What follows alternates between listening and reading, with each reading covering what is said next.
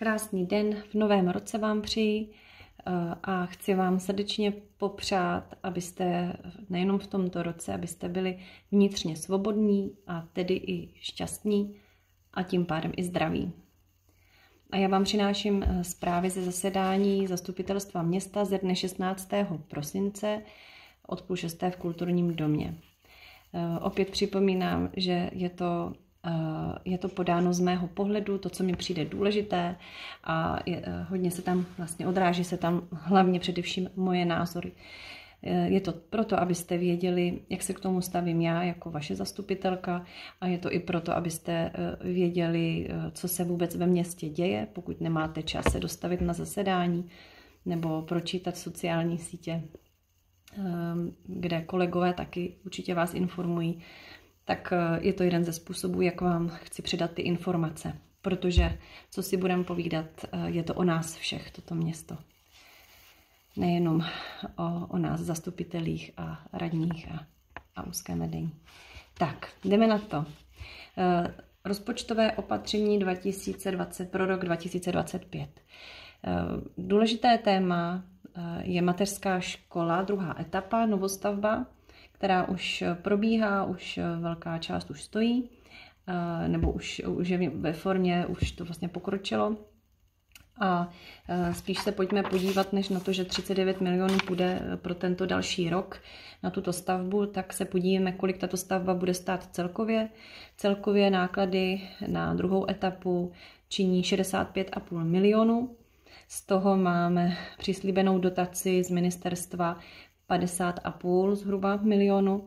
Tím pádem naše město by to mělo stát, tato stavba, naše vlastní náklady města jsou 15 milionů zhruba.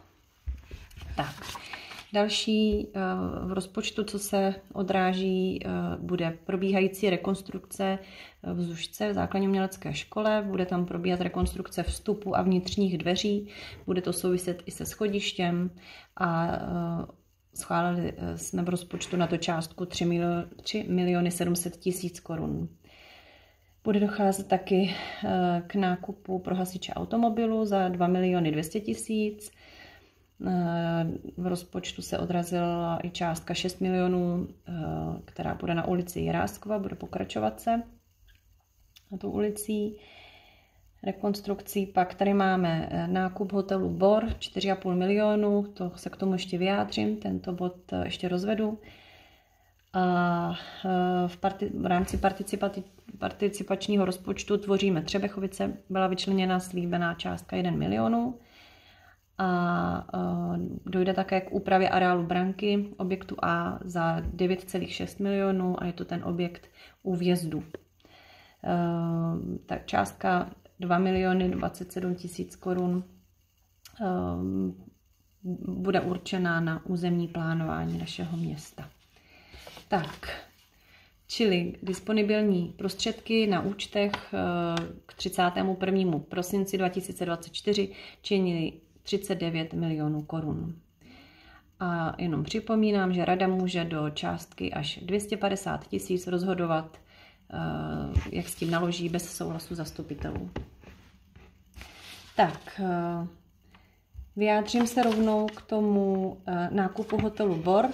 Nákup hotel Bor SK Třebechovice, sportovní klub Třebechovice, nabídla městu odkoupení bývalý hotel Bor, který dle znaleckého posudku měl cenu 8,5 milionu a město ho nabídlo za 4,5 miliony. Pozemky k tomu nějaké nejsou přilehlé, jenom takový kousíček. A ten stav je takový, jaký je, právě proto ho i vlastně SKčko chce prodat, protože už ho nechce udržovat a je to pro ně zátěž finanční. A jelikož chtěli i předejít, aby to nezakoupil někdo, kdo s tím bude nakládat tak, jak by se nám nelíbilo, například sociální bydlení, tak vlastně šli za městem s tím, že nám nabídli částku 4,5 milionu za tento dům, který je v podstatě z 80. let, takže má nějakých 40 let existence, je to panelový dům a je už ve stavu, kdy bylo vypočítáno, že bude do něj potřeba v rámci rekonstrukce nasypat alespoň 15 milionů, tak aby to mohlo fungovat. Tak, další, co si ještě SKčko tím, když nám to dá za tuto cenu, co si stanovilo, že chce od nás, od města, podmínilo si to příspěvky na 5 let, aby město přispívalo SKčku minimálně ve výši 2 280 000. Tak, pro mě to bylo velmi náročné téma v tom smyslu, že rozumím tomu, že chceme předejít, aby to zakoupil někdo pro sociální byty. Zároveň pro mě třeba ta budova nemá takovou hodnotu, aby stála 4,5 miliony, vnímám ji jako, a ještě pak do ní investovat tolik, vnímám ji jako černou díru na peníze. A mnohem ekonomičtější mi pak přijde, že za miliony radši rozložit ty panely a investovat miliony třeba do nákupu nějakého pěkné budovy, která je cihlová nebo která tady ve městě se prodává, a z toho udělat penzion, tak aby to byla pěkná vizitka města. Co bude z hotelu Bor, jestli to bude hotel, se neví, ale uvažuje se i o té variantě, ale o tom ještě by měla být vedena diskuze, jestli budeme přizváni, nevím, bylo nám to slíbeno, ale to není jisté nikdy. Takže uvidíme. Já jsem se tady společně ještě s jedním kolegou ze zastupitelů, já jsem se zdržela. Tak, ale hotel Bor, tady bývalý hotel Bor, byl zakoupen. Jdeme dále k tématu. Došlo k bezúplatnému převodu herních prvků nebo dětského hřiště ve Štěnkově na město. V část obce Štěnkov, v naší místní části, dojde k odkanalizování.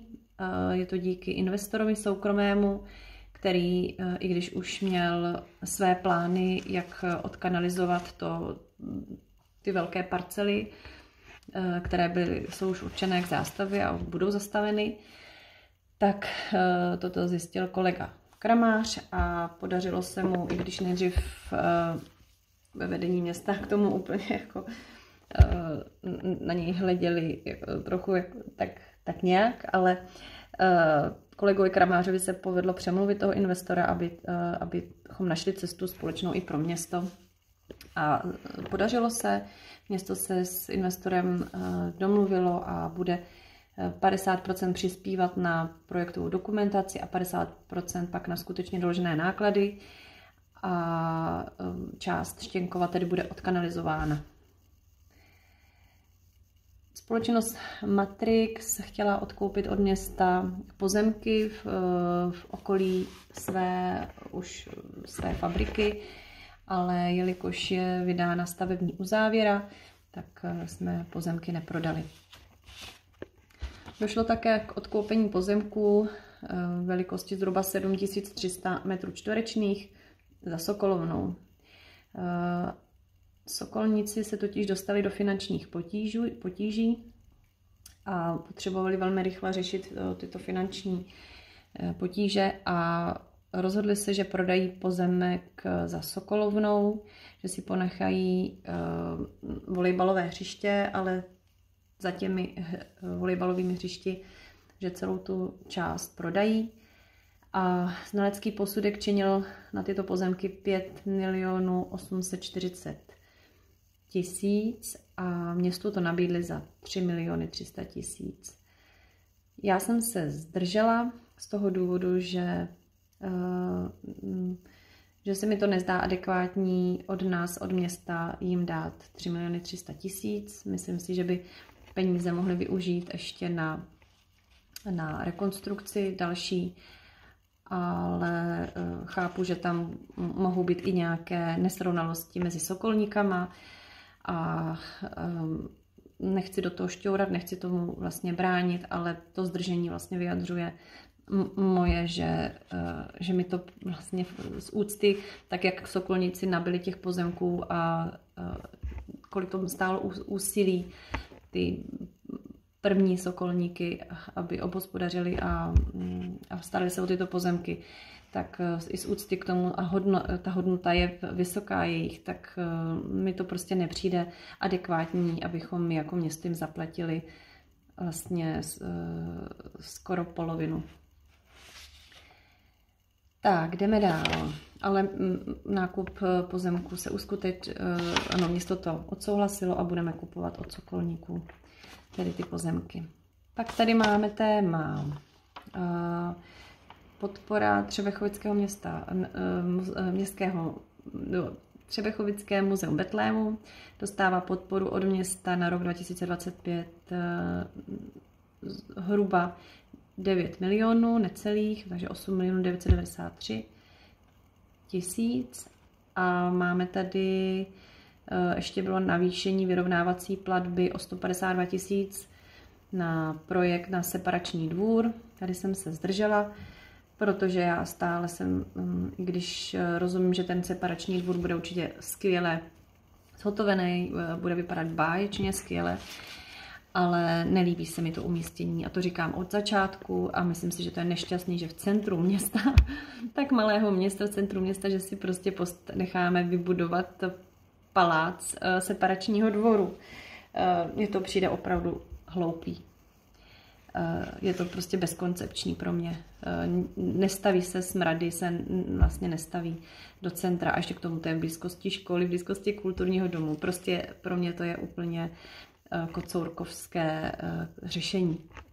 Omlouvám se, pane starosto, omlouvám se radní, kdo se díváte, vím, že vám vadí tyto mé názory, ale je to tak. Tak, auto z roku 1988 jsme darovali Jeníkovicím a byla to podmínka pro to, abychom byli obdarováni zase z Hradce Králové speciálním požárním automobilem. Darovali jsme to vlastně jako Jeníkovickým teda hasičům. Tak, a pak tady máme ještě, odsouhlasilo se vytvoření regulačního plánu pro zahrádkářskou osadu na Orebě. Zahrádkářská osada na Orebě z roku v podstatě 1984, tam původně měli 10 metrů čtvereční regulační plán, potom v roce 86 se to upravilo na 16 metrů čtvereční a od té doby vlastně tato regulace nebyla upravena. A teď, jelikož mnozí z této zahrádkářské osady nedodržují tento rozměr a hledá se cesta, jak vlastně ten regulační plán zase udělat jako nový a tak, aby to bylo vyhovující. Já teda za sebe s tím nesouhlasím, i když jsem pak zmáčkla to, že se zdržují. Já rozumím, že těm lidem tam je dobře, že je to krásné, že se tam pěstuje. Nicméně v dnešní době, když se na to podívám z vrchu, tak vidím, že tyto pozemky mají mnohem zajímavější potenciál pro naše město, nejenom pro soukromníky, ale i pro naše město. A navrhovala jsem, abychom zvážili nad tím, než budeme dělat nějaké regulační plány a umožňovat, aby se jim třeba zvětšovaly chatky, tak abychom se spíš podívali, jestli nechceme toto prostranství využít. Je to historická část České republiky, jako hora Oreb, setkání husitů. Je to místo, které by mohlo sloužit k rekreaci, pro turismus, takže je tady i možnost nějakého parku, je to nějaké místo, které je zároveň v blízkosti školky, takže by se to dalo využít i rekreačně, nebo volnočasově i pro školku. Mohla by tady být postavena rozhledna, vlastně by to mohlo dodat Třebechovicím další rozměry a nejenom pro Třebechovice jako občany, ale i pro ty cyklostezky. Mohlo by to být opravdu pro ty projíždějící cyklisty, pro ty turisty, kteří se zajímají o historii, nebo ty rekreanty. Takže za mě bych naopak hledala cestu, jak najít řešení, abychom postupně skupovali buď ty chatky, které se vždycky nabízí, protože pozemky jsou z velké části města, ne všechny, ale z velké části jsou města. A když někdo prodává svůj domeček zahradní z té zahrádky, tak vlastně je povinen nabízet to městu. A myslím, že bychom měli najít řešení, jak to už dlouho říkal David Malý, už dlouhý roky o tom hovořil, najít řešení, jak to od nich odkoupit a a případně jim nabídnout někde jinde, pokud oni sami teda by to neprodávali. Ano, zdá se to možná naivní, bláhové, nemyslitelné, padl tam i názor o tom, že tam jsou úžasné sklepení, některý, že mají, já to chápu, ale já prostě kopu za město jako zastupitelka a tohle je můj názor pro město a vůbec jako pro rozvoj i našeho tady kraje a naší republiky. Tak, ale samozřejmě to prošlo. Tak. Došlo také k navýšení o 6% mezd pro nás, zastupitelé, radní a vlastně jako pro neuvolněné členy zastupitelstva.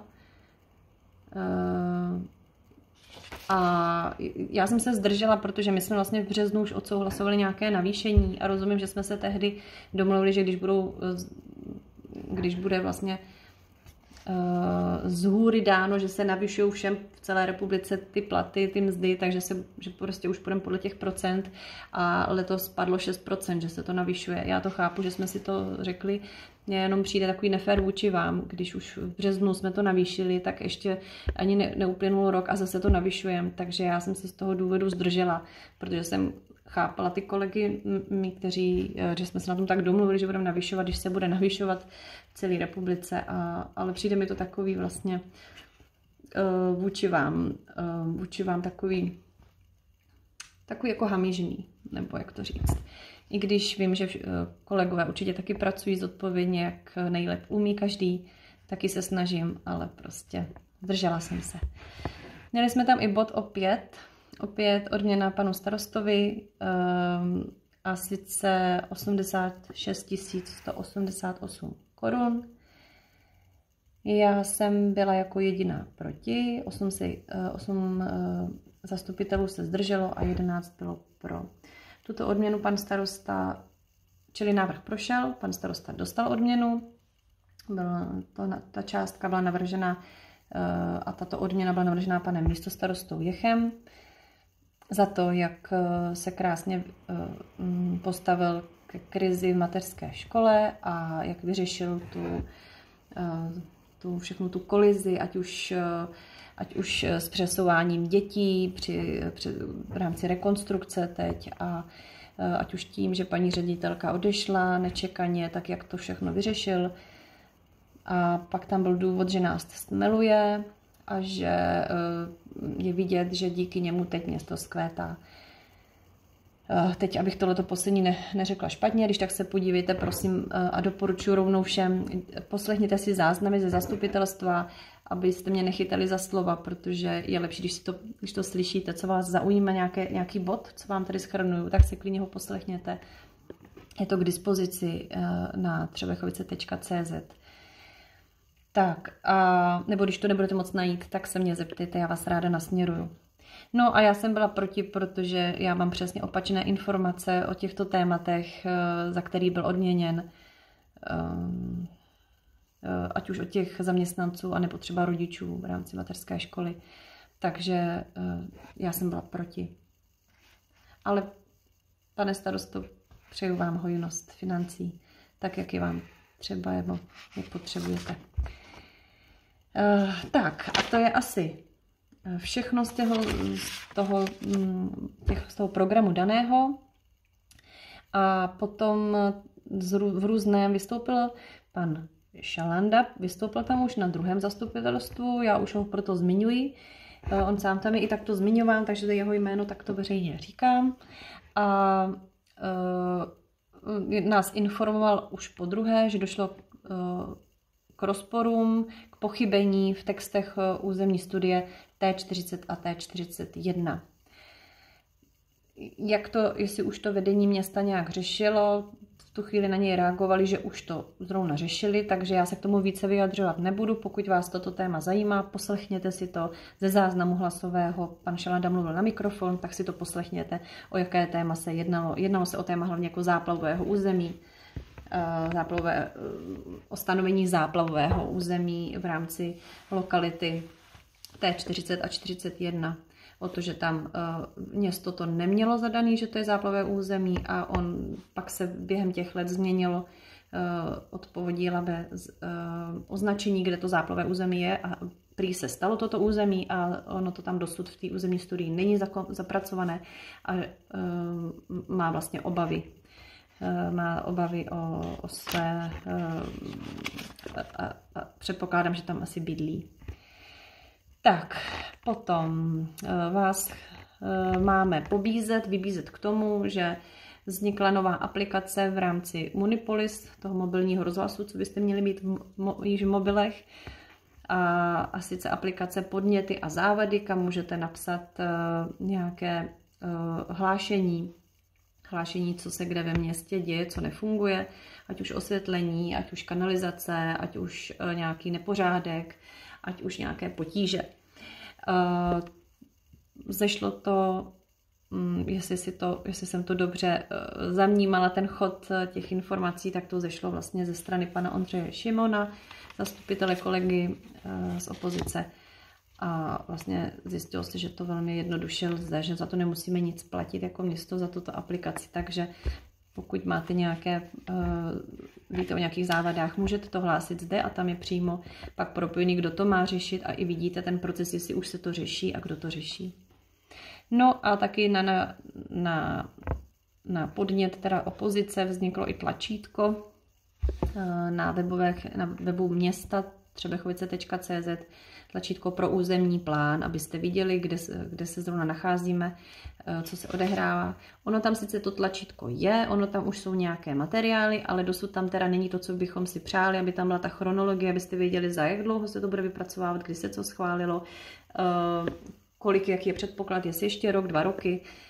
My to totiž taky vlastně pořádně nevíme, tak doufáme, že se budeme moct k tomuto ještě aspoň mít pracovní schůzku jako zastupitelé. Tak, vážení přátelé, to je asi vše. Doufám, že jsem na nic nezapomněla. Omlouvám se těm, kteří jsou neradí, že tato videa vznikají, ale je to jeden ze způsobů mýho, jak komunikovat s obyvateli a jak naplňovat práci zastupitelky, která zastupuje, takže chci vlastně vám sdílet ty informace. Na druhou stranu potkávám lidi zrovna nedávno, kteří už na to čekají, na ta videa a jsou zvědaví, co nového se odehrálo na zastupitelstvu.